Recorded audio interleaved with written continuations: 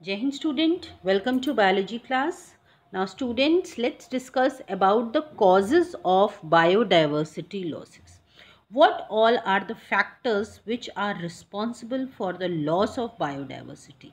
अभी हमने last lecture में देखा था कि लॉस के क्या कॉन्सिक्वेंस होंगे, ठीक है, मीन्स उसके आफ्टर इफेक्ट्स क्या हो सकते हैं. अब है कि what all things are responsible for the loss of biodiversity, क्या कॉजेज़ हैं. Okay, so as we all know कि due to the extension of the species, due to the extension of the species or the food chain, the environmental ecosystem or the ecosystem that the balance of the ecosystem that is disturbed. Okay, so for this loss there are four major causes. ठीक है, चार causes हैं main. इसको evil quartet भी कहा जाता है. Okay, as to describe these four causes. Okay, you can see these are the four causes, that is habitat loss and fragmentation. H represent कर रहे हैं. Okay, then over exploitation O, alien species invasion A, co-extinction with X. So wax जो होता है explode होना या फिर किसी चीज़ का मीन्स सेंसेशन हो जाना, या तो हम ये कह सकते हैं वैक्स. ओके, सो वैक्स जो वर्ड बनता है, इससे आप ये एब्रीविएटेड, आप सबका एब्रीविएशन ले लिया है तो ये आपको इजी रहेगा याद करने में. आप वैक्स याद कर लीजिए. So these are the four alphabets which are responsible for the causes of biodiversity losses. Now let's start. Faster rate of species extinctions are largely due to human activities. So the loss, basically अगर हम बात करें primarily the loss, biodiversity losses for this, mainly the human activities they are responsible for that.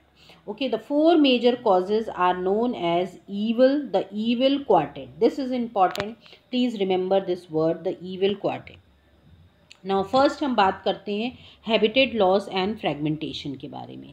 This is one of the most important cause of animal and plant extinction. Why? As you all know, Amazon rain forest की अगर हम बात करें, so as you all know बहुत rich वहाँ पे vegetation या rich हमको फ्लोरा फौना देखने को मिलता है, और इसको लंग्स ऑफ द प्लैनेट भी कहा जाता है.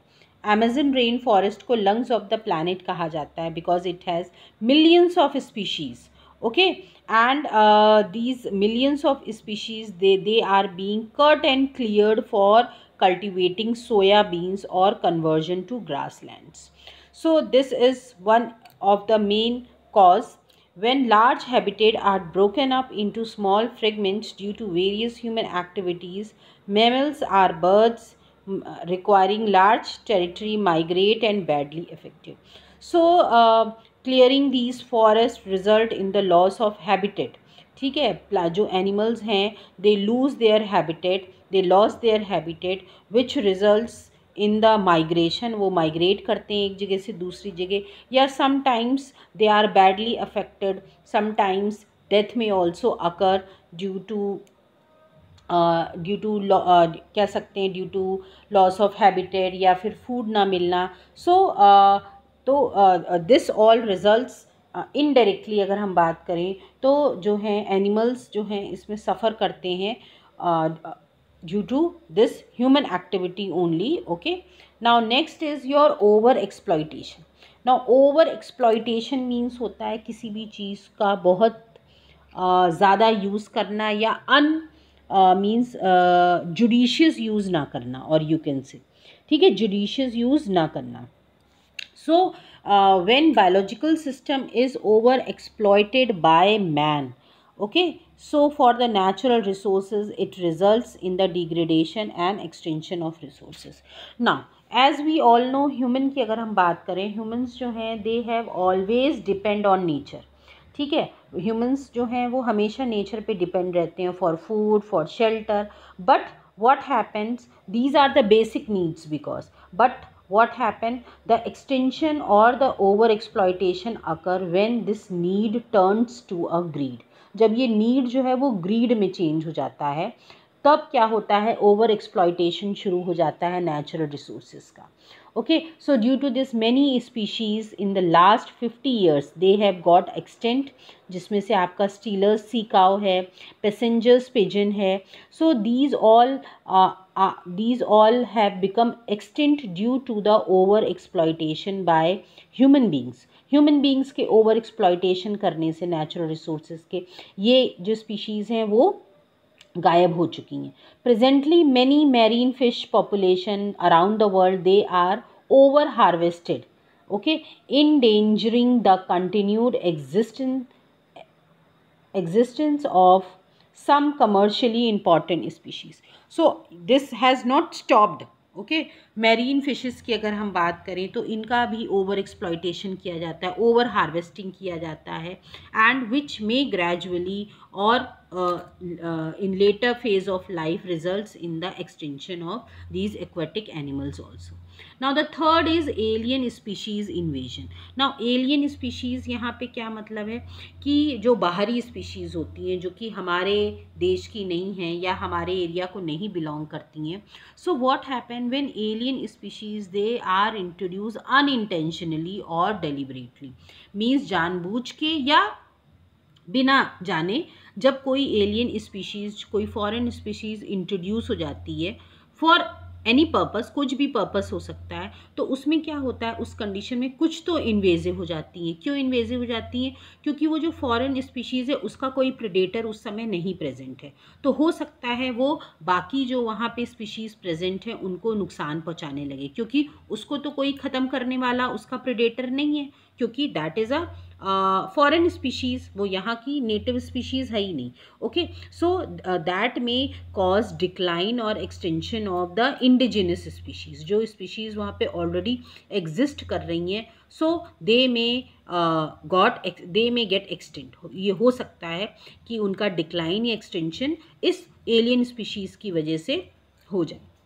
एग्जाम्पल की बात करते हैं. The Nile perch introduced in the Lake Victoria in East Africa led eventually to the extinction of an ecologically unique assemblage of more than 200 species of chishelfish in the lake. So this is one of the example, Nile perch जो कि introduce की गई थी Lake Victoria में. Okay, and it has caused extinction of 200 species of chisheled fish in the lake. Okay, so this is one of the example that you can see. Invasive weeds species like carrot grass, parthenium, lantana and water hyacinth cause threat to indigenous species. So ये तो animal की बात थी. Plants की बात करें तो कुछ वीड्स जो अनवांटेड प्लांट्स होते हैं, तो समटाइम्स जो इन्वेजिव वीड्स स्पीशीज़ होती हैं, एग्जाम्पल पार्थीनियम हुआ, लैंटेना हुआ, okay, that is your hedge जो हम लगाते हैं, वाटर हाइसेंथ हुआ, तो sometimes it also causes threat और it may cause lead to the extension of indigenous species. जो वहाँ पे स्पीशीज़ एग्जिस्ट कर रही हैं, so they may get extinct. Okay, so these are the few examples. Okay, जो कि एलियन स्पीशीज़ इन्वेजन शो करता है. एक और इसमें है, एक रीसेंट इलीगल इंट्रोडक्शन है अफ्रीकन कैटफिश क्लेरिस का. Okay, for aquaculture purposes is posing a threat to the indigenous catfishes in our river. So that is one of the latest illegal introduction जो हुआ है अफ्रीकन कैटफिश का, जिसको हम Clarice के नाम से जानते हैं. ओके, और ये जो है, जो वहाँ पे फिशेस, जो कि कैट फिशेस जो कि नेटिव फिशेस हैं, इंडिजिनस फिशेस हैं उस पर्टिकुलर एरिया की, उसके लिए ये थ्रेट है. Okay, now next is your को एक्सटेंशन. सो को मीन्स होता है टुगेदर और एक्सटेंट मीन्स होता है गायब हो जाना. अब इसका मतलब क्या है? When a species become extinct, a plant and animal species associated with it in an obligatory way is also become extinct. Okay, क्या होता है जब कोई स्पीशीज़ एक्सटेंट हो जाती है, तो जो भी उस पे जो डिपेंडेंट स्पीशीज़ होंगी, higher species, as you all know food chain operate होती है, फ्लो ऑफ एनर्जी है, ओके, फ्लो ऑफ फूड है. तो जब कोई स्पीशीज़ गायब हो रही है, तो जो भी अदर स्पीशीज़ हैं, जो उससे हायर स्पीशीज़ हैं, जो कि उस पर डिपेंडेंट है फूड के लिए, ओके, चाहे वो प्लांट हो चाहे वो एनिमल हो, तो वो भी क्या होंगी, धीरे धीरे गायब होने लगेंगी, because they will not get food. और obligatory way means specifically, means अगर वो स्पेसिफिकली उसी स्पीशीज पे डिपेंडेंट है और कोई उन्हें स्पीशीज नहीं चाहिए, जो वो गायब हुई है वही उसी पे वो डिपेंडेंट थी, उसको हम ऑब्लिगेट बोलते हैं। ओके, तो वो उनके भी एक्सटेंशन हो सकता है। Okay, so that is a को एक्सटेंशन, इसको हम को एक्सटेंशन बोलते हैं।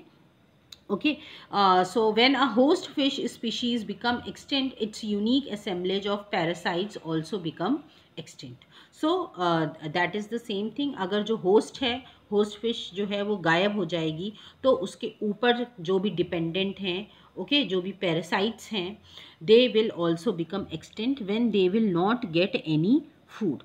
ओके, सो ऐसा ही हम एक एग्जाम्पल है इन केस ऑफ को इवॉल्व प्लांट पॉलिनेटर, हमने पढ़ा था म्यूचुअलिज्म में, जहाँ एक्सटेंशन जो है किसी एक का, म्यूचुअलिज्म में भी क्या होता है, दोनों का म्यूचुअल रिलेशनशिप होता है, दो ऑर्गेनिज्म का, तो एक का गायब होना में cause threat to the extension of the other also.